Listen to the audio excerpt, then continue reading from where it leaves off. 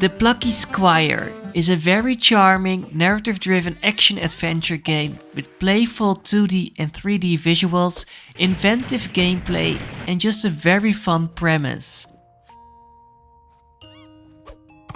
You play as Jot, the Plucky Squire, and you are the main protagonist of this storybook. But the evil wizard Humgrump finds a way to literally throw you out of your own story. With the aid of your friends and your newfound ability to leave the book at will, you have the power to stop Humgrump from taking over the book, so he won't become the new protagonist instead. I thought the story was very charming, even though it's very cutscene heavy and the narration can really break the flow of the game a bit. But it was just so well presented to you that I can't complain too much about it. Down they fell.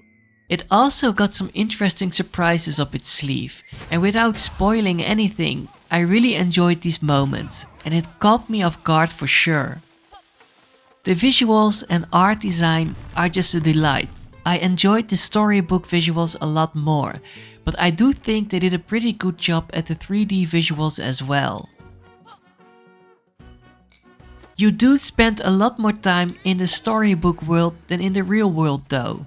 I honestly thought it was going to be a 50-50 situation, but it was more like 80% 2D setting and 20% 3D setting, so keep that in mind.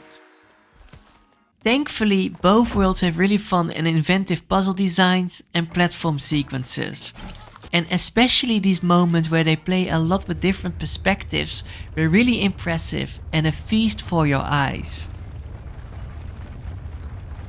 The combat is pretty generic, and while many puzzles are pretty inventive, they aren't that difficult to solve, and I feel like they only scratch the surface with the overall puzzle design.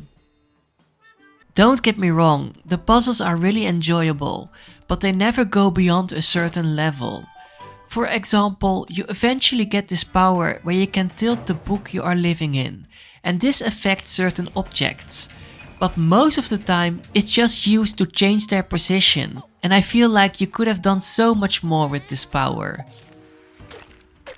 I did really like these puzzles where you had to switch words with other words to change your surroundings though. Especially when this mechanic was part of an even bigger puzzle, like changing the material of an object first before you change its position. It all controls well, but it's just really easy, and that's why the gameplay wasn't the highlight of this game for me. The overall presentation and level design were though. While I definitely missed some challenging gameplay and got a bit bored by the low difficulty, I was never let down by the playfulness of this game. There are a lot of different settings, minigame-like sequences, some fun references, and some really innovative dimension-shifting puzzles and tiny challenges. Even the boss fights can be really playful and genre-bending. Most of them are some kind of minigame, like a boxing or an archery game for example. They were never that really challenging, but I really enjoyed how they change up the gameplay so often. Even the normal boss fights had some nice gimmicks, so the developers really tried their best to please every kind of player. The exploration is pretty basic. This game has a pretty linear structure, like it's divided into multiple chapters, but you do have the option to backtrack to the first page of a chapter if needed. Instead of just reversing back to a specific point, you can enter a portal to the real world and scroll back to the page you need to interact with. Most of the time I used this mechanic because it was needed to solve a puzzle, but sometimes I also used it to free one of these glitch birds, which are an optional collectible, and to collect missed art scrolls. You can also collect these light bulbs by hitting certain objects and by destroying bushes with your sword. And with these light bulbs you can buy upgrades for your combat moves. And you can buy even more art scrolls if you feel like collecting all of them. So the game does try to break up the linear structure a bit.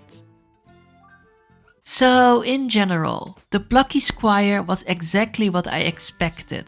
A very charming and creative adventure game with low difficulty gameplay. I feel like there was a lot more potential for even greater puzzle design with all these implemented mechanics. And I also would have appreciated an equal distribution between the 2D and 3D world. But other than that, this game was just a really unique experience that showed me a lot of quality, creativity and talent. I managed to finish this game within 7 hours with a few missed collectibles, and while I really would have appreciated some challenging gameplay here and there, I had a blast from start to finish, and I was really impressed by the overall quality of this game. The technical aspect of this game is just amazing. I don't really remember the soundtrack that well, but it never felt out of place or was too distracting. I do feel like this game is a bit expensive at the moment, but I also understand why it has this price tag, because I can't imagine how long it took to create such a delightful and well-crafted game.